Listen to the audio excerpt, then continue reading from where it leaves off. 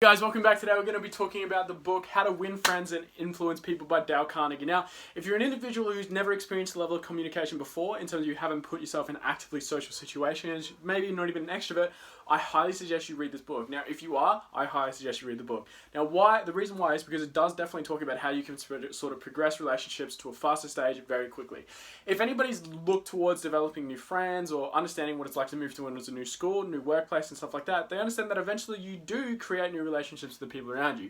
However, certain ones become faster than others, and you end up becoming comfortable with other people where other people you don't. Now, the book breaks down why that is, human psychology with who we feel comfortable, and the reason why our friends are our friends. Now, the first thing that they need to understand is that what I love about it is it gives specific skill sets, specific things that you can actually apply. So rather than mindset, which is great, definitely having the mindset is the number one thing, but specific things that you can apply in literally your day-to-day life in order to instantly improve and put yourself in a better position. So the first one talks about how common interest is a common interest. Opposites don't attract, it's actually commonalities do. So you want to find what it is common interest that you have with individuals and people. I know me personally, I'm a person who's chosen their friends. I have a restricted in terms of a friend group, but if I ever come across someone who wants to talk to me about basketball, I will talk their ear off, and that's because that's an interest of mine. Or if I want to talk to them about success or general principles, that's an interest of mine. So I'll talk to them for ages. And it's almost as if there's a level of connection and trust that's been developed, rapport between that person. So that's another thing is you want to look towards doing. If you ever find a new environment or new people that you're talking to, people want to basically hang around people who have their similar interests. There's the reasons why people who play rugby end up hanging out with rugby players. There's people who play basketball end up playing with basketball players. Girls who like makeup or people who like makeup end up hanging out with people who like makeup. There's a reason for it, and it's because people surround themselves with people who have like-minded interests. That like-minded people want to be around like-minded people. That's just how it ends up working out. The next thing is a simple one: smile. All right, smile costs nothing. Smile costs nothing. It makes you look non-threatening. It makes you look more approachable. It makes you look more attractive. So smiling now. Obviously, just like anything else, it is a learned skill. Some people need to work on it if it's not something that you naturally do. But understand that smiling makes you look naturally more approachable. So if you are ever in social situations where you do want to look towards communicating with certain amounts of people, whether it's developing new relationships or working on the ones that you have, smiling is obviously something that you can do. It's very cost effective and very easily puts you in a better position to develop the relationship that you have. The next one is a simple: remember people's names. The most powerful word in the English dictionary is a person's name. They always hear it. If there's ever been a time that you've heard your name spoken, you instantly have attention. And the reason is because we care about ourselves.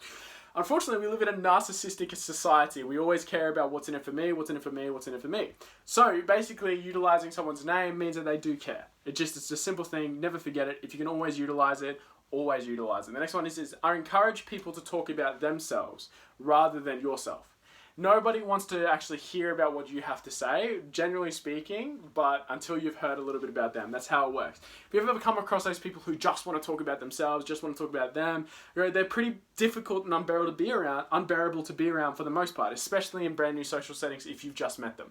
But people do, the vice is also different. People love talking with themselves. So if you can basically make someone feel comfortable to the point where they want to share stuff about themselves, then that's going to help develop your relationship. How to win friends and influence people. It's going to eventually develop a level of trust between you two, and you can sort of take that into a fully fledged, fully developed, fully whatever relationships from there.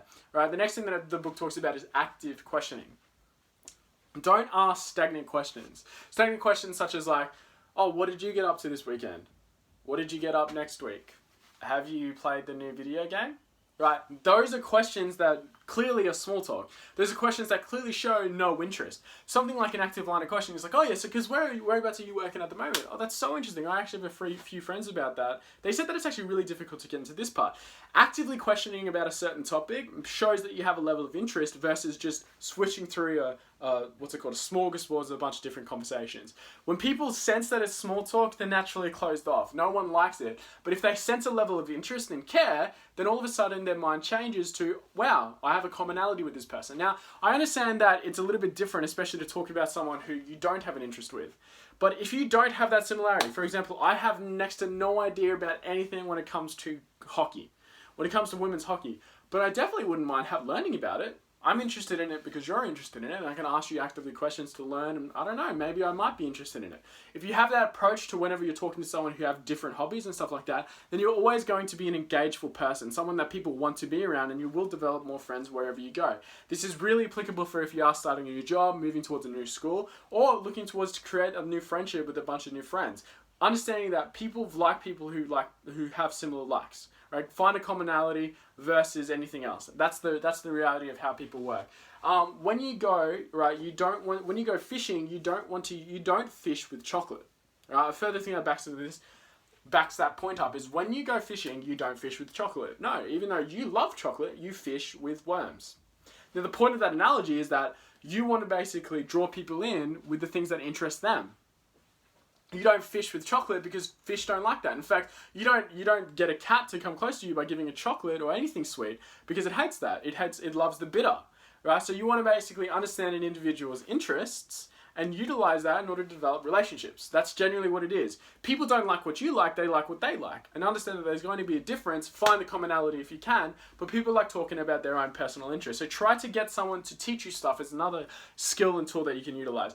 Everybody loves an ego of that themselves. Everybody has a high opinion of themselves. If they can feel as if they're teaching, that fulfills the recognition and the needing of value in them. Right? If you're ever in a new situation, you ask them like, oh, how do you do that? How many people do something crazy at a party and they love it when people ask them how to do it, and they either teach them it or they act all a little bit nonchalant about it? Well, there's a reason behind that, and the psychology is that we're basically deprived of recognition. That's just the way it goes. Not many people get the recognition that they want or the recognition that they're looking for. In fact, when they did a survey on asking most people in corporate jobs if they would want a pay rise or just recognition for their work, 80% of them said that they'd be happy with just a little bit more recognition versus a $1,000 pay rise, which is crazy to think, but it's obviously true.